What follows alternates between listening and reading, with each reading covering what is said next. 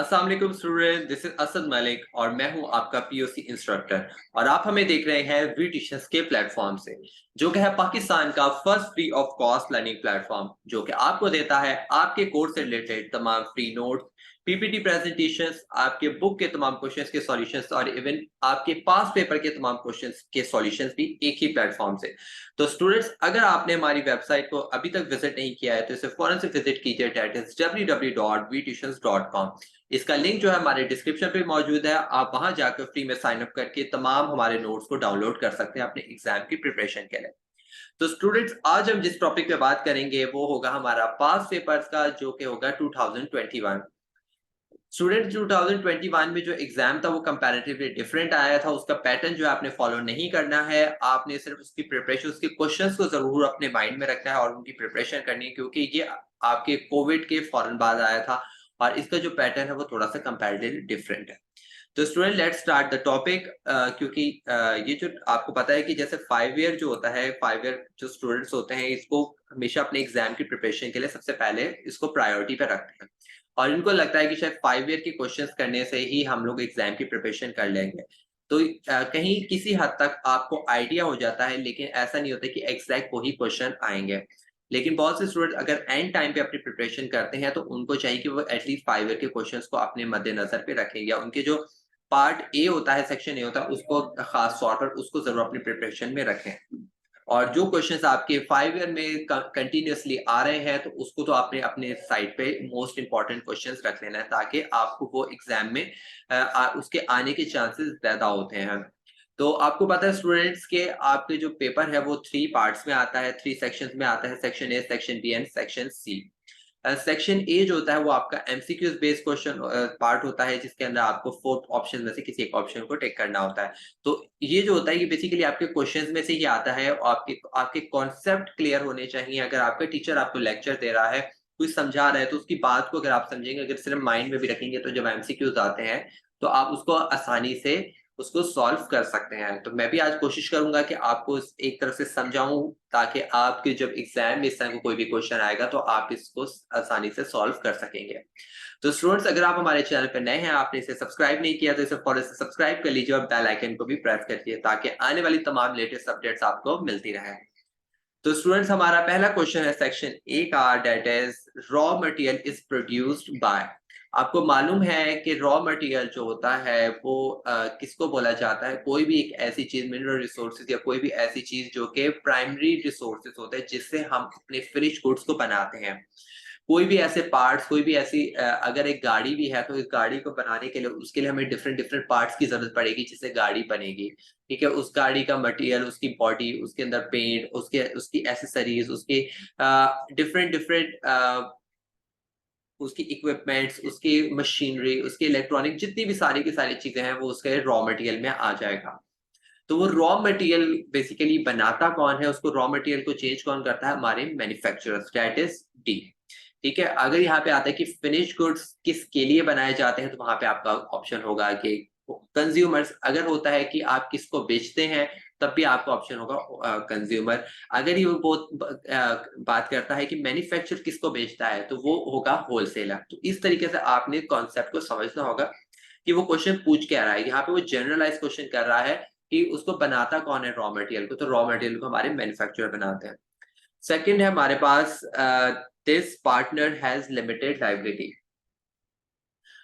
जो limited liability का मतलब ये होता है कि उसकी लायबिलिटी जो होगी, अगर कल को कंपनी को लॉस होता है, आई मीन बिजनेस को लॉस होता है, क्योंकि पार्टनरशिप जो है वो एक ऑर्गेनाइजेशन होती है जिसके अंदर दो या दो से पार्टनर लोग मिलकर एक फर्म को क्रिएट करते हैं, बनाते हैं।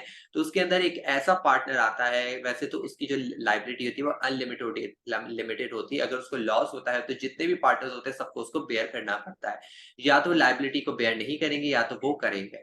लेकिन अगर लिमिटेड लायबिलिटी होती है, मतलब कि वो लॉस तो बेयर करेगा, लेकिन उतनी नहीं करेगा जितने बाकी कंपैरेटिवली पार्टनर्स करेंगे। तो वो होता है हमारे माइनर पार्टनर्स। माइनर पार्टनर्स वो होते हैं जिनकी एज अभी अपनी 18 तक नहीं पहुंची, वो अभी एडल्ट नहीं हुए according to the companies law, countries law. ठीक है, वो अभी अभी वो कंट्री के लिहाज से वो मैच्योर नहीं है, तो उनको हम माइनर कहते हैं।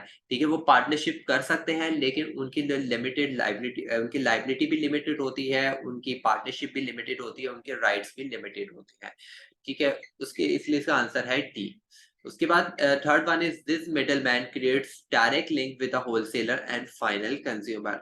ये बंदा जो है ये दो लोगों के बीच का कनेक्शन होता है, किसके? होलसेलर और कंज्यूमर के। तो वो कौन होता है? हमारा रिटेलर, क्योंकि रिटेलर जो होता है वो होलसेलर, जो आपके आसपास के सुपरमार्केट या स्टोर्स का जो लोग होते हैं उनको हम रिटेलर्स कहते हैं। ठीक है, जो कि पीछे से सामान खरीदते हैं और उसके बाद वो आपको बेचते हैं। तो इट मीन्स कि वो दो लोगों के बीच का कनेक्शन बने हुए हैं। कभी आप होलसेलर से जाके चीज नहीं खरीदते, आप हमेशा रिटेलर से चीज जाके खरीदते हैं।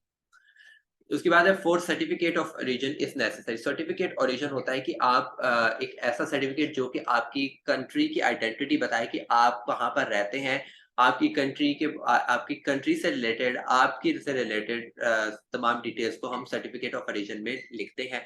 और वो बनाता कौन है? Export, necessary for export. Export मतलब कि जब आप, जाहिर सी बात है कि आप मैं किसी बाहर के मुल्क अपनी सामान भेज रहा हूँ, अपने गुड्स भेज रहा हूँ, तो मुझे अपने मुल्क की तमाम डिटेल्स, अपनी डिटेल्स लिख के भेजनी पड़ेंगी कि मैं ये पाकिस्तानी हूँ, मैं ये पाकिस्तान का यहाँ पे काम करता हूँ, ये है वो है, तमाम अपनी डिटेल्स, जिससे पता चले कि मैं पाकिस्तान में पाकिस्तान का शहरी हूँ।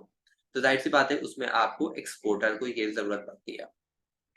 बिल ऑफ लेडिंग क्या होता है कि बिल ऑफ लेडिंग, जब आप कोई भी सामान जो है वो एक्सपोर्ट कर रहे होते हैं, तो उस दौरान आप शिपिंग कंपनी के जरिए अपने सामान को भेजते हैं। तो उसके बाद जब आपको अपना सामान वगैरह लोड करवा देते हैं, तो उसके बाद आपको एक चीज मिलती है, एक बिल मिलता है जिसको बिल ऑफ लेडिंग कहते हैं, जिसका यही मतलब होता है कि आपका सामान जो है वो रिसीव कर लिया है शिपिंग कंपनी ने और वो आगे भेजने के लिए तैयार है। ठीक है, तो उसको बिल ऑफ लेडिंग कहते हैं। तो वो कौन भेजता है? Shipping company. उसके बाद है the internal operations of public limited company is govern by. जो इंटरनल ऑपरेशन मतलब कि तमाम कंपनी के अंदर के जो तमाम मामलात हैं, जो भी रूल्स एंड रेगुलेशन है, वो सारे के सारे किस में लिखी जाती हैं? Article of association. अगर वो आउटर लिखा, यहाँ पे आउटर ऑपरेशंस की बात करता तो वो मेमोरेंडम ऑफ एसोसिएशन आ जाता। Minimum legal constraint are face by, इसके अंदर ये तमाम चार किस्म के बिजनेस ऑर्गेनाइजेशन है। इसके अंदर सबसे ज्यादा कम जो और ये आसानी से कौन सी कंपनी बन जाती है? That is sole proprietorship. ठीक है, उसके बाद है the process of cutting, weaving and dyeing take place in this industry. कौन सी ऐसी कंपनी होती है जो कि कटिंग, वेविंग और डाइंग, मतलब कि इससे साफ पता चल रहा है कि ये किसी फैब्रिक, कपड़े की बात कर रहा है, कुछ ऐसी टेक्सटाइल कंपनी की बात कर रहा है। तो इसमें से कौन सी टेक्सटाइल कंपनी आपको लग रही है? फैब्रिकेटिंग इंडस्ट्री को भी आप टेक्सटाइल इंडस्ट्री भी बोल सकते हैं। अगर यहाँ पे फैब्रिकेटिंग की जगह अगर टेक्सटाइल इंडस्ट्री की बात करता तो आपका आंसर यही होता। ठीक है, दैट इज सी। उसके facilitating functions of marketing is, facilitate कौन करता है? कंपनी को बताता कौन है कि मार्केटिंग फंक्शन ऐसा कौन सा होता है जिससे पता चलता है कि हमें करना क्या है? ठीक है, कहाँ पैसे लगाने हैं? तो ये सारी की सारी चीजें हमें फाइनेंस से ही पता चलती हैं कि पैसे लगाने कहाँ हैं, कितने पैसे बच रहे हैं। ये सारी की सारी चीजें जो है वो फाइनेंस डिपार्टमेंट ही देखता है। This is given by joint stock company on debentures. अच्छा, आपको मालूम है कि शेयर्स में तो आपको डिविडेंड मिलता है। ठीक है, तो अगर हम डिबेंचर्स बेचते हैं, डिबेंचर्स जो लोग खरीद रहे हैं, तो उनको क्या मिलेगा? उनको हम देते हैं इंटरेस्ट। ठीक है, क्योंकि डिबेंचर्स का दूसरा नाम होता है लोन्स। तो जब आप लोन किसी को देते हैं तो लोन आप इंटरेस्ट रेट पे ही देते हैं, तो इसलिए डिबेंचर्स पे भी हम लोग इंटरेस्ट ही देते हैं। Capital registered with the registrar of the company is called, यहाँ पे कंपनी रजिस्टर्ड की बात नहीं हो रही, यहाँ पे कैपिटल रजिस्टर्ड की बात हो रही कि जो हम कैपिटल इन्वेस्टमेंट जो कर रहे होते हैं कंपनी में, उसको अगर हम रजिस्टर करवाते हैं तो उस कैपिटल को फिर हम क्या नाम देंगे? Authorised capital. ठीक है, ये वर्ड अगर आपको कभी भी कंपनी के आने वाले टाइम में आप ये जरूर सुनेंगे। कल को अगर आपको कोई स्टॉक कंपनी या कोई भी ऐसा शेयर वगैरह से कोई पाला पड़ता है, तो ये ऑथराइज्ड वर्ड आप जरूर सुनेंगे। ठीक है, और क्योंकि जो आप नेक्स्ट ईयर जो है जब बैंकिंग का चैप्टर भी पढ़ेंगे तो उस पे भी ये ऑथराइज का नाम आ रहा होगा। ठीक है, उसके बाद है हमारे पास chain stores and super stores are the example of retailing. मतलब कि ये जो कंपनीज होती हैं, ये रिटेलर्स या चेन स्टोर, मतलब जैसे चेज अप हो गया, इम्तियाज हो गया, ये सारे के सारे क्या है? Retailing stores. Paid occupation, especially that requires advanced education and training, is known as। कोई भी ऐसा occupation जिसके लिए हमें स्पेशल एजुकेशन या ट्रेनिंग की जरूरत पड़ती है। अगर मैं कुछ मैंने कुछ MBBS किया हुआ है, तो ऑफ कोर्स वो मुझे इस प्रोफेशन की तरफ लेके जाएगा, डॉक्टर की तरफ, मतलब कि मैं मेडिकल की फील्ड की तरफ जाऊंगा, मैं कल को डॉक्टर बन सकता हूँ, तो doctor will be my profession. ठीक है, जिसके लिए मुझे स्टडीज करनी पड़ेगी स्पेशल। अगर मुझे इंजीनियर बनना है तो मुझे इंजीनियरिंग पढ़नी पड़ेगी, उसके लिए मुझे इंजीनियरिंग की एजुकेशन ट्रेनिंग को लेना पड़ेगा। ठीक है, तो इसकी वजह से हमें प्रोफेशन के बारे में मालूम होता है। The minimum number of members to form a private company. अगर हम प्राइवेट कंपनी की बात करते हैं तो प्राइवेट कंपनी को हम पार्टनरशिप कंपनी की तरह ही कंसिडर कर रहे होते हैं, लेकिन ये पार्टनरशिप कंपनी नहीं होती है। लेकिन इसकी जो रूल्स होते हैं, मतलब कि नंबर ऑफ पार्टनर्स होते हैं, नंबर ऑफ इसको स्टार्ट करने वाले होते हैं, वो पार्टनरशिप की तरह होते हैं, दैट इज 2। हम इसको मिनिमम 2 से स्टार्ट कर सकते हैं और मैक्सिमम जितना हम चाहें सो कर सकते हैं, क्योंकि इट्स अ कंपनी, तो कंपनी में जो मैक्सिमम नंबर होता है वो अनलिमिटेड होता है, जितना मर्जी आप उसके अंदर लोगों को शामिल कर सकते हैं। Those who forms a company, जो कंपनी को स्टार्ट करते हैं, कौन लोग होते हैं वो? ठीक है, हम ये तो पता चल गया कि शेयर होल्डर्स कंपनी के मालिक होते हैं, लेकिन उसको स्टार्ट कौन करता है? डायरेक्टर्स करते हैं? नहीं, प्रमोटर्स। ये कुछ लोग होते हैं जो कि कंपनी को स्टार्ट करते हैं, कुछ इंडिविजुअल्स होते हैं, उनको हम प्रमोटर का नाम देते हैं, जो कि कंपनी का आइडिया लेकर आते हैं। आपके लॉ में भी क्वेश्चन आया तो मैं वहां पे इसको डिटेल में समझाऊंगा आपको, तो फिलहाल इसका जवाब होगा प्रमोटर, जो कि कंपनी को स्टार्ट करता है। This is not a function of marketing. Marketing के जो फंक्शन है उसमें फाइनेंस आता है, लेकिन अकाउंटिंग नहीं आता है। ठीक है, तो ये आपको मालूम होना चाहिए। Name clause is a part of, name clause की जो बात हो रही है, तो जब भी कोई क्लॉज की बात हो रही होगी, नेम क्लॉज हो, लाइबिलिटी क्लॉज हो या ऑब्जेक्ट क्लॉज क्लॉज हो, ठीक है, तो ये सारे के सारे किसके होते हैं? मेमोरेंडम ऑफ एसोसिएशन के। ये तमाम पार्ट्स हैं कि जब हम मेमोरेंडम ऑफ एसोसिएशन को बनाते हैं तो ये तमाम क्लॉजेस को हमें उसमें मेंशन करना पड़ता है। ठीक है, कि नेम क्लॉज हो गया, प्लेस क्लॉज हो गया, मतलब कि कंपनी का जो नाम है वो किस क्या है। ठीक है, अगर वो प्राइवेट लिमिटेड है तो उसकी कंपनी के एंड में लिमिटेड वर्ड यूज होना चाहिए। अगर वो प्राइवेट कंपनी है तो उसके प्राइवेट लिमिटेड कंपनी होना चाहिए। उसका नाम एंड में, शुरू का नाम आप कुछ भी रख सकते हैं, लेकिन उसके एंड में ये नाम लेना जरूरी है। प्लेस का होता है कि जगह आपके हेड ऑफिस मौजूद होना चाहिए। तो ये तो आप मेमोरेंडम ऑफ एसोसिएशन का टॉपिक मैंने जब समझाया था, अब हमारे लेक्चर्स में देख सकते हैं, मैंने मेमोरेंडम ऑफ एसोसिएशन में तमाम क्लॉजेस को समझाया। तो अगर आप इसको समझना चाहिए, आपके एग्जाम के लिहाज से भी काफी इंपॉर्टेंट टॉपिक है, तो इसको आप हमारी वीडियोस में देख सकते हैं।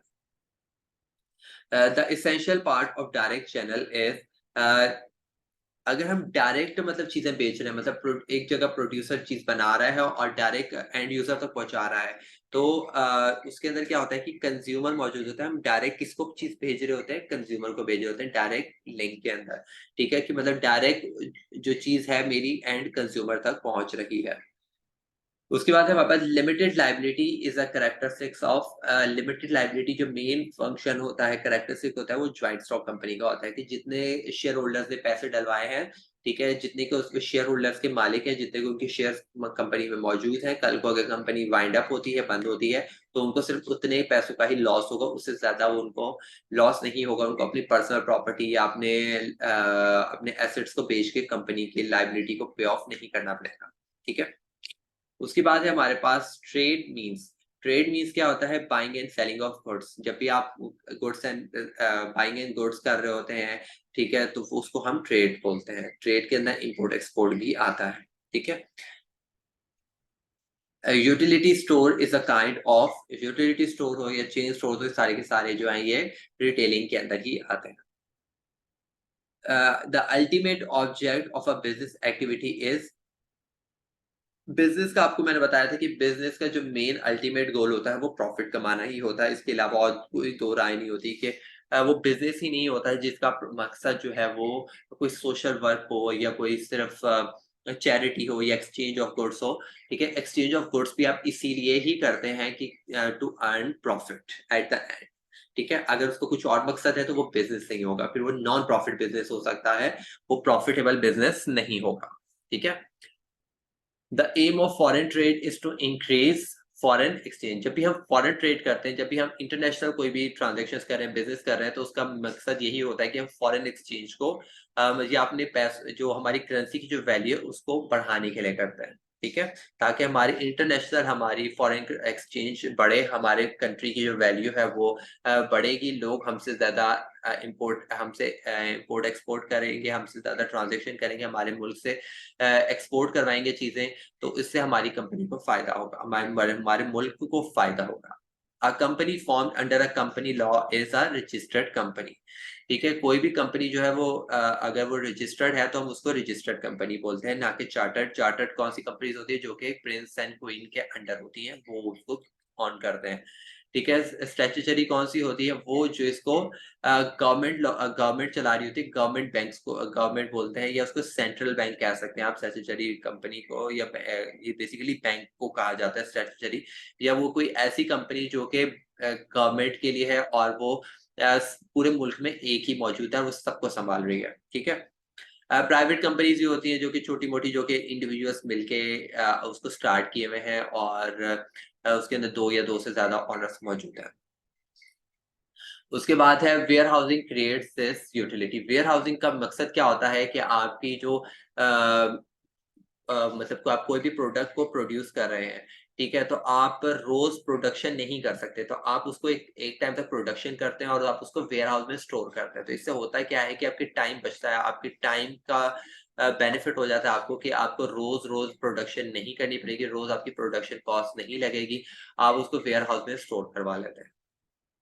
Production is a part of production part किसका है? क्या इंडस्ट्री का पार्ट है, प्रोफेशन का पार्ट है, मार्केटिंग का पार्ट है? तो ये इंडस्ट्री का, जब भी इंडस्ट्री का काम ही होता है कि अगर टेक्सटाइल इंडस्ट्री की बात करें तो वो टेक्सटाइल इंडस्ट्री कर क्या रही होती है? स्टील इंडस्ट्री क्या कर रही होती है? प्रोडक्शन कर रही होती है। वो कोई चीज़ों को, रॉ मटेरियल को फिनिश गुड में तब्दील कर रही होती है, तो वो प्रोडक्शन की तरफ होती है। This is used to purchase plant and machinery. ठीक है, कोई भी चीज अगर हम लॉन्ग टर्म के लिए मतलब कोई ऐसी चीज है कि लैंड, इक्विपमेंट, फर्नीचर, ये सारी की सारी जो है ये लॉन्ग टर्म एसेट्स होते हैं, जब मतलब हम for a long period of time के लिए कोई चीज खरीदते हैं तो हम उसको लॉन्ग टर्म लोन कहते हैं।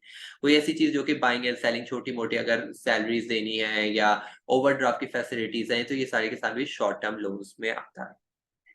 The minimum number of partners in partnership firm, आपको मालूम है कि पार्टनरशिप फर्म में मिनिमम जो है वो 2 लोग मौजूद होते हैं। उसके बाद है हमारे पास this business ownership has complete secrecy. इसके अंदर जो सीक्रेट होते हैं सबसे ज्यादा होता है, मतलब कि सिक्योर होता है, वो हम होता है हमारा सोल प्रोप्राइटरशिप, क्योंकि इसके अंदर जब पार्टनर्स ही नहीं होते, लोग ही मौजूद नहीं होते, तो आपको जरूरत नहीं कि आप अपने बिजनेस की कोई भी सीक्रेट किसी के साथ शेयर करें, जो कि आपको पार्टनरशिप और ज्वाइंट स्टॉक कंपनी के अंदर करने पड़ते हैं। आपको अपने पार्टनर्स के साथ, अपने शेयर होल्डर्स के साथ सब चीजें डिस्कस करनी पड़ती है कि हमारी कंपनी किस तरीके से चल रही है, पैसा कहाँ लगा रहे हैं। Rights and liabilities of a partners are mentioned in. जब राइट्स एंड ड्यूटीज की बात, राइट्स एंड लाइबिलिटीज जो होती हैं वो किस में मेंशन होती हैं कि हमारा पार्टनर ये करेगा, इसके इतने पैसे मिलेंगे, इसके इतने राइट्स हैं, ये है वो है, सब तमाम डिटेल्स जो है वो हमारे पार्टनरशिप अग्रीमेंट के अंदर लिखे जाते हैं, जब अगर हम पार्टनरशिप को उसके उसको पेपर वर्क जब हम करते हैं। यहाँ पे पार्टनरशिप की बात हो रही है, यहाँ पर कंपनी की बात नहीं हो रही। अगर यहाँ पे कंपनी की बात हो रही होती तो फिर हम इसको बोलते, इसका नाम होता आर्टिकल ऑफ एसोसिएशन। लेकिन ये क्या बात हो रही है यहाँ पर? पार्टनर्स की बात हो रही थी, यहाँ पे ऑफ कोर्स पार्टनरशिप एग्रीमेंट की बात आएगी। For a large scale of business the most stable form of ownership is. अगर हम देखा जाए कि लॉन्ग टर्म के लिए और बड़े स्केल पे कौन सा बिजनेस होता है जो कि स्टेबल होता है as compare to the other forms of business, and so that is joint stock company, क्योंकि ये लॉन्ग टर्म के लिए बनाया जाता है और ये कंपैरेटिवली स्टेबल भी होता है, इसके अंदर प्रॉफिट भी ज्यादा होता है, और ये काफ़ी चीज़ों से बचा हुआ था, क्योंकि बाकी बिज़नेसेस के अंदर लिक्विडेशन या डिसॉल्व होना या बंद होने के काफ़ी ज़्यादा चांसेस होता है, और ये कंपनी काफ़ी लॉन्ग टर्म तक चलती भी है। The management of a joint stock company is run by जो मैनेजमेंट का जो बिज़नेस है, जो मैनेजमेंट का जो पार्ट होता है जॉइंट स्टॉक कंपनी में, कौन मैनेज कर रहा होता है? हमारे director. This is complete introductory picture of a company. अगर जब भी हम प्रमोशन करते हैं, अपने पूरे बिज़नेस, अपनी कंपनी के बारे में कस्टमर को बताना चाह रहे हैं, शेयर होल्डर्स को बताना चाह रहे हैं, जनरल पब्लिक को बताना चाह रहे हैं, तो प्रोस्पेक्टस के ज़रिए अपनी तमाम कंपनी की बेसिक डिटेल, जो कि बहुत ज़्यादा नहीं, लेकिन मतलब एक एक तरह से पोर्टफोलियो, आपको कोई भी पोर्टफोलियो, आप जो है, इवन अगर आप ब्रोशर्स की एग्ज़ाम्पल ले लें, कि अगर आप कहीं छोटे-मोटे रेस्टोरेंट में भी जाते हैं, तो वो आपको एक मेन्यू देते हैं। मेन्यू के अंदर तमाम चीज़ें लिखी हुई होती है कि हम लोग ये चीज़ें आपको ऑफ़र कर रहे हैं। तो इस तरीके से कंपनी का भी एक प्रॉस्पेक्टस होता है, जिसके अंदर वो अपनी तमाम डिटेल्स जो है, जो कि वो शेयर करना चाहती है अपने पब्लिक के साथ, अपने कस्टमर्स के साथ, तो वो उसके अंदर प्रॉस्पेक्टस के अंदर ये तमाम डिटेल्स को शेयर करती है। Selling goods outside the country, अगर हम अपने चीजों को, जो अपने गुड्स को अगर आउटसाइड द कंट्री बेचते हैं तो ऑफ कोर्स हम उसको एक्सपोर्ट कहते हैं। उसके बाद हमारे पास the middle man who has a direct link to the customer. एक ऐसा मिडल मैन जिसका डायरेक्ट लिंक होता है कस्टमर्स के साथ, वो कौन होते हैं? हमारे रिटेलर्स। क्योंकि हमारे रिटेलर्स ही जो होते हैं, शॉपकीपर्स होते हैं, वही हमारे कस्टमर्स के साथ डायरेक्ट कांटेक्ट में होते हैं और उन्हीं को पता चलता है एक्चुअल डिमांड, उन्हीं को पता होती है कि कस्टमर क्या खरीद रहा है या क्या उसका डिमांड है या क्या उसके बिहेवियर है प्रोडक्ट को लेके। उसके बाद है हमारे पास 36, there is no middleman between. कोई भी मिडल मैन इन दोनों लोगों के मौजूद नहीं होता बीच में, जो ये 35 से ही लिंक करता है कि रिटेलर के बाद हमेशा एंड यूजर ही आता है। हमेशा एंड यूजर जो होता है वो रिटेलर के पास ही जाता है, तो उनके बीच में कोई भी तीसरा बंदा मौजूद नहीं होता। लेकिन अगर होलसेलर से जाके खरीद रहा है तो उसमें पॉसिबिलिटीज है कि रिटेलर कल को आ जाए, लेकिन अगर नहीं भी होता तो उसके अंदर चॉइस होती है कि मिडल मैन की। लेकिन अगर हम रिटेलर और कस्टमर की बात करते हैं तो उनके बीच में कोई भी थर्ड मैन मौजूद नहीं होता या मिडल मैन मौजूद नहीं होता। उसके बाद हमारे पास foreign trade includes. Foreign trade जो होता है, अगर जो ऑप्शन दिए गए हैं इसके अंदर फॉरेन ट्रेड किस चीज की बात कर रहा है? यहाँ पे अगर इंपोर्ट होता तो हम इंपोर्ट भी आंसर लिखते हैं, ठीक है। लेकिन यहाँ पे एक्सपोर्टिंग की बात, इंपोर्टिंग की बात कर रहा है, इंपोर्ट की बात कर रहा है, तो ऑफ कोर्स यही इसका आंसर मौजूद होगा, क्योंकि ट्रांसपोर्टेशन जो होती है वो हमारी इंपोर्ट एक्सपोर्ट में नहीं आती। रिटेलिंग की बात नहीं हो रही, होलसेलिंग की बात नहीं हो रही, ठीक है। तो उसके बाद है letter of credit is open by. Letter of credit open कौन करता है, ठीक है।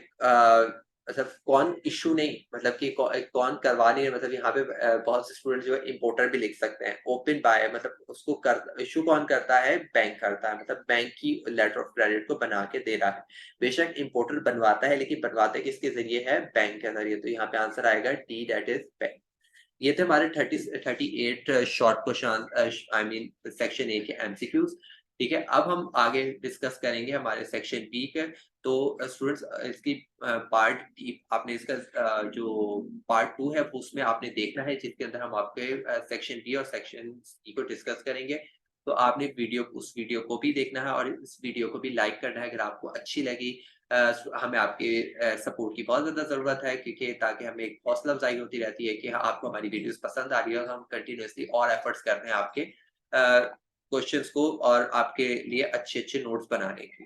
तो स्टूडेंट्स अगर कोई भी चीज़ मिस हो गई है, कोई चीज़ समझ में नहीं आई है या कोई भी चीज़ ऐड ऑन करना चाहते हैं, शेयर करना चाहते हैं, तो हमारी स्क्रीन पे जो है व्हाट्सएप कम्युनिटी का लिंक मौजूद है, हमारे डिस्क्रिप्शन पे भी मौजूद है, वहाँ आप हमें ज्वाइन कर सकते हैं। हमारी वेबसाइट का लिंक मौजूद है, अगर आप ये डाउनलोड करना चाहते हैं, फाइल्स, नोट्स को डाउनलोड करना चाहते हैं, वहाँ आपको डाउनलोड कर सकते हैं। हम तमाम सोशल मीडिया प्लेटफ़ॉर्म्स पर मौजूद हैं, उसके लिंक भी मौजूद हैं। तब तक स्टूडेंट अपना बहुत ज़्यादा ख्याल रखिएगा। इंशाल्लाह मिलेंगे आपके साथ नेक्स्ट वीडियो में नेक्स्ट टॉपिक के साथ। अल्लाह हाफ़िज़।